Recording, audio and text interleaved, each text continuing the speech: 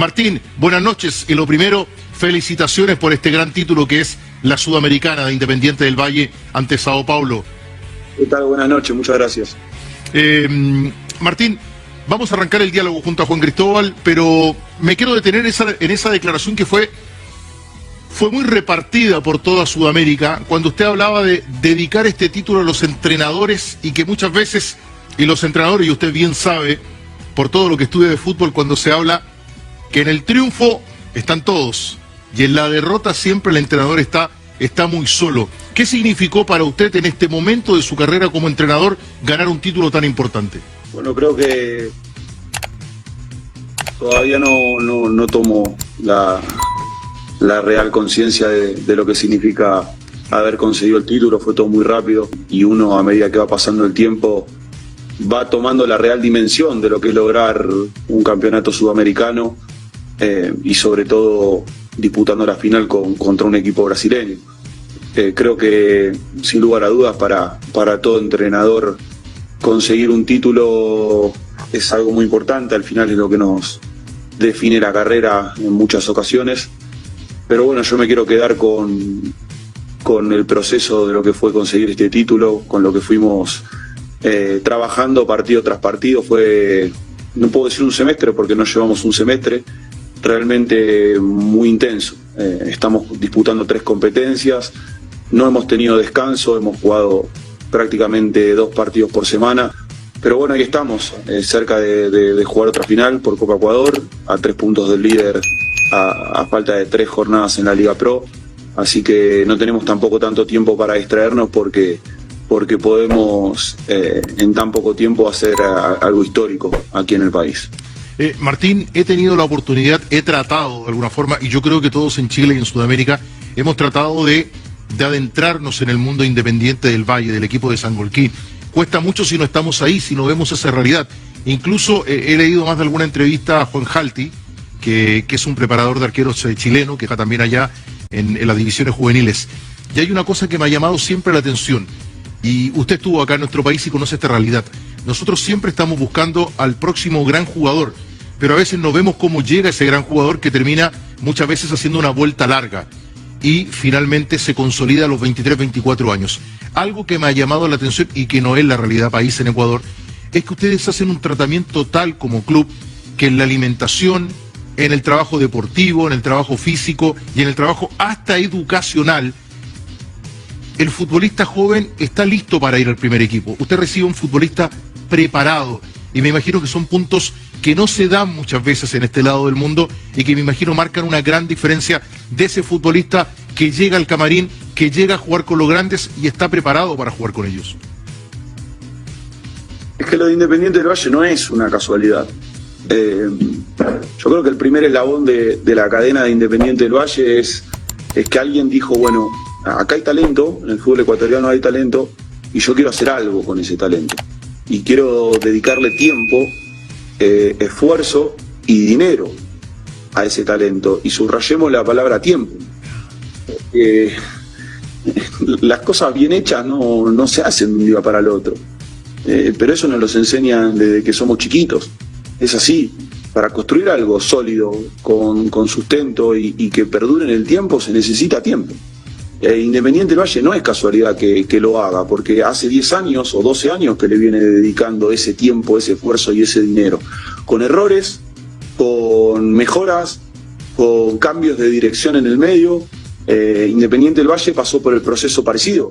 Llegaban futbolistas al primer equipo que no estaban preparados para jugar fuera del Ecuador, porque llegaban individuos y que eran buenos de manera individual, pero que carecían de lo que es trabajar y jugar en equipo. Y creo que con la llegada de Roberto Lave, que hoy es director deportivo de la Real Sociedad, y con un cambio de paradigma, luego de hacer un convenio con la Academia Spire de Qatar, y que llegó Roberto y empezó a trabajar, y eso no fue hace mucho. Roberto llegó al país en el 2018. Y se propusieron empezar a formar jugadores que tengan esa capacidad de llegar al primer equipo, de afianzarse en el primer equipo, de salir del primer equipo y de consagrarse en otro fútbol.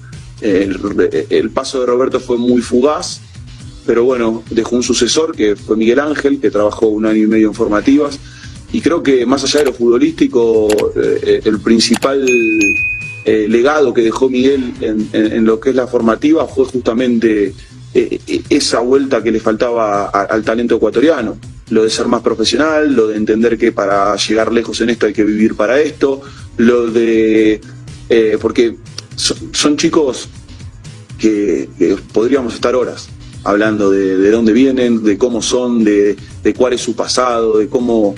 Y hoy encuentran en Independiente, claro, un chico de 12 años que nació, no quiero nombrar ninguna ciudad del Ecuador, pero ninguno es de Quito.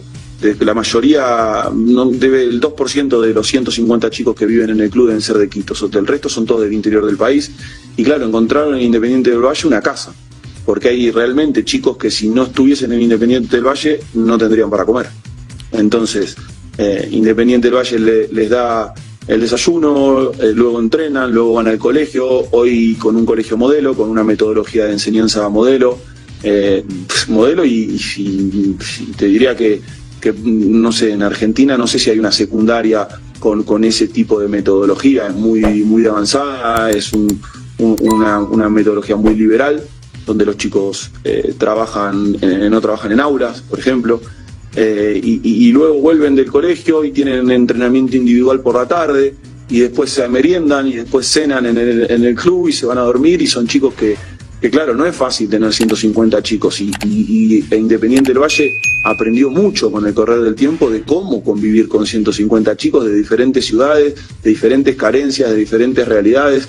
Y claro, hoy se premia a la habitación más ordenada, se premia al que le tiene buenas notas en el colegio, se castiga de alguna manera. Nosotros tratamos de estar encima de eso, y si un jugador del primer equipo sube y después tiene que jugar en la 19 el fin de semana y no baja con la responsabilidad que merece, por ahí nosotros no lo tenemos en cuenta por un tiempo. Y claro, somos una gran familia, en el predio vivimos todos juntos. Yo desde que dejo el auto hasta que llego a mi oficina paso por todas esas habitaciones o paso por el corredor de los chicos formativas, saludo, me charlo un rato con algunos, siempre veo alguna cara larga que algún chico que está triste, y son chicos que extrañan a la familia, que tienen la ilusión de jugar al fútbol, pero que están muy lejos de su casa y que por ahí no ven a la familia en todo el año porque no tienen plata para un boleto para ir a visitarlos. Entonces no es fácil la realidad del fútbol ecuatoriano, pero Independiente del Valle les dedica mucho tiempo y sobre todo mucho dinero. Porque mantener toda esa estructura requiere de mucho dinero, y claro, después cuando vende un jugador a la Premier League como Moisés Caicedo, o vende un jugador a la Bundesliga como Hincapié y al fútbol brasileño, y así podemos estar nombrando no menos de 20 futbolistas en los últimos 3 años, es una consecuencia de un trabajo de muchos años. Y bueno, lo de Matías es un poco parecido.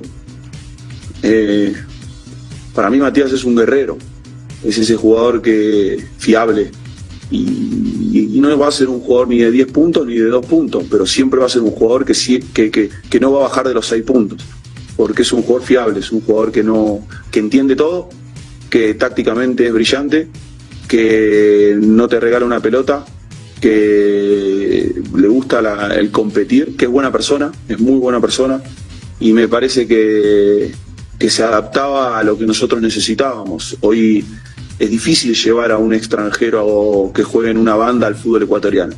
Que el fútbol ecuatoriano, si hay algo que saca, son jugadores por banda, ¿no? Y son rápidos, y son veloces, y son fuertes. El contraste con Chávez es totalmente opuesto. Joaner Chávez es un lateral totalmente opuesto a Matías. Es un jugador de espacio, es un jugador que ataca, que va, que viene muy rápido, de los más rápidos debe ser del fútbol sudamericano. Físico, es un jugador físico.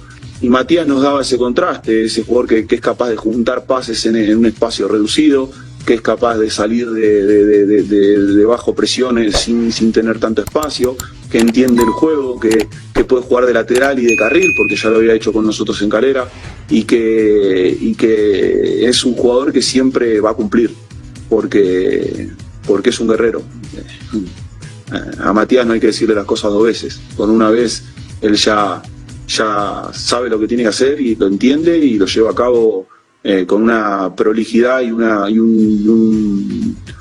pasión y un convencimiento que es difícil de encontrar. Esto de tener la paciencia, porque claro, en Calera en Calera se sufrió lo que se sufre generalmente el técnico hoy en primera división, donde el que pierde el domingo está en crisis el lunes y es muy difícil salir de eso y lidiar con la histeria y con la necesidad de ganar ayer que tiene el fútbol. Pero le iba a preguntar sobre otra cosa, tomando en cuenta su edad, tiene 37, sin ser estrictamente nativo digital, si es desde la adolescencia una persona que convivió con internet, en fin, al contrario de la gran mayoría de los entrenadores que tienen otro feeling con la tecnología. Estoy pensando en cómo lidiar hoy como entrenador y desde la perspectiva de un entrenador joven con la presión que significa para los jugadores las redes sociales y el ruido que se genera a partir de ellas, porque hoy está siendo un factor anímico para el futbolista.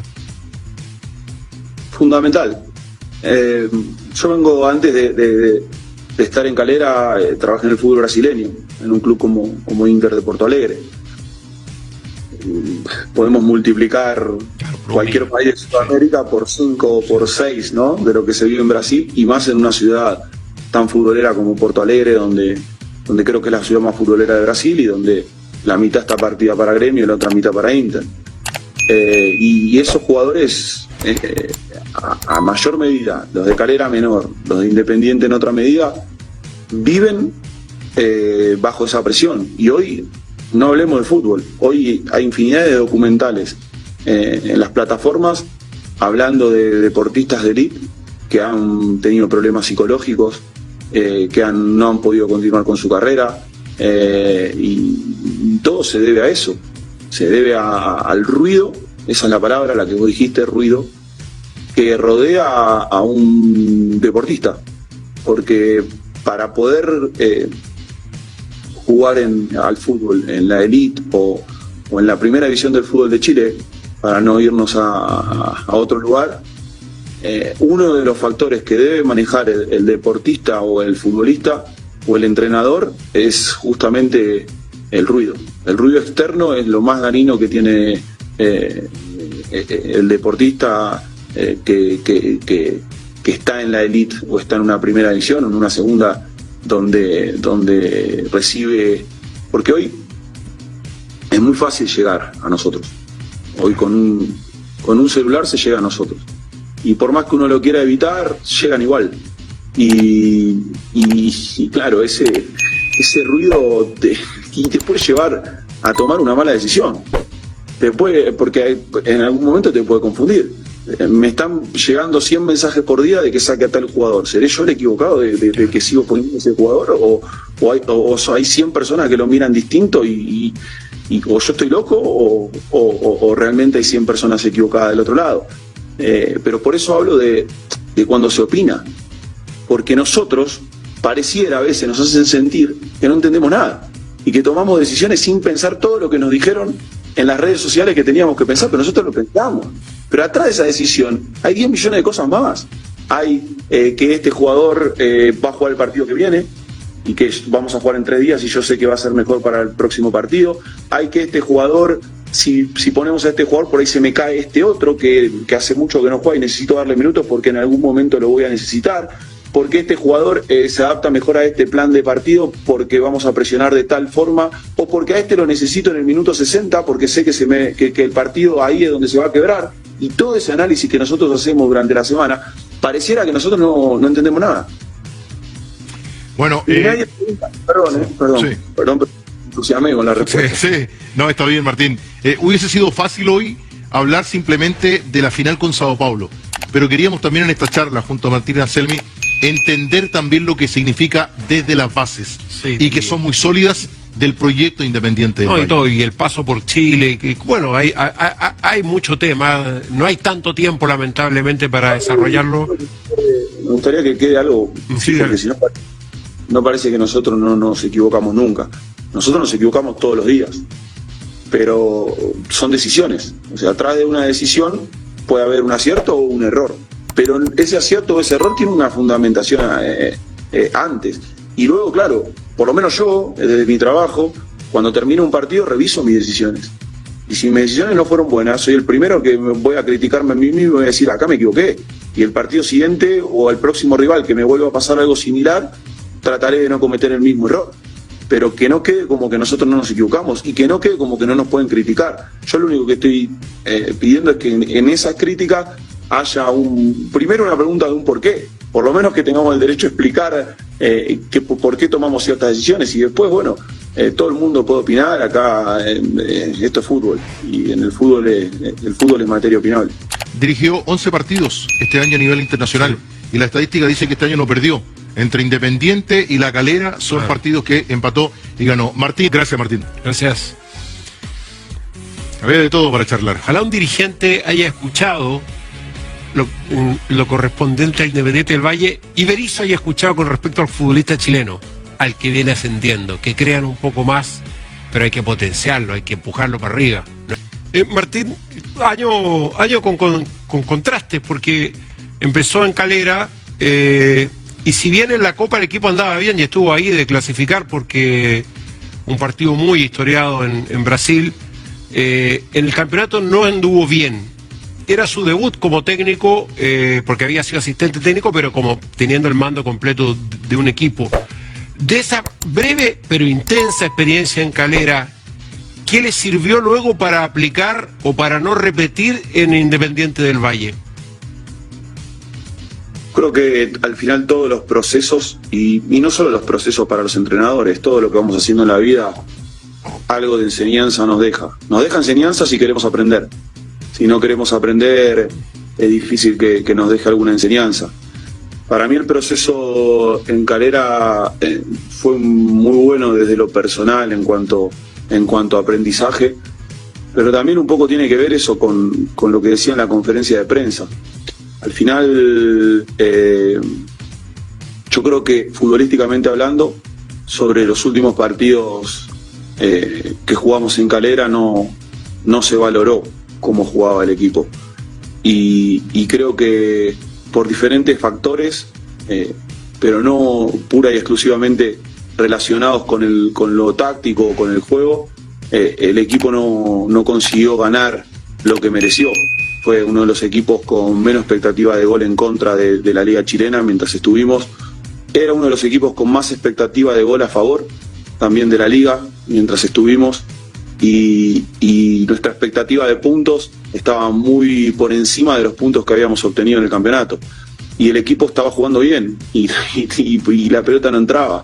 Y al final el análisis tiene que ver con por ahí criticar un trabajo que es verdad, a nivel puntos no reflejaba las expectativas de un club como Calera, pero a nivel juego habíamos encontrado el camino y creo que a veces el fútbol se trata de eso, se trata de que esa cuota de suerte acompañe o no acompañe. Nosotros jugamos en esta Copa Sudamericana, me ha tocado jugarla con dos equipos, no solo la fase de grupo, sino venir desde atrás, porque también eliminamos a Ñublense para poder clasificar a esa zona de grupos. En ese momento Ñublense para mí uno de los mejores equipos del campeonato. Entonces yo creo que la producción futbolística del equipo en 15 partidos, si no me equivoco, en 9 obtuvimos la valla invicta y el equipo generaba diferentes situaciones de gol como para ganar los partidos.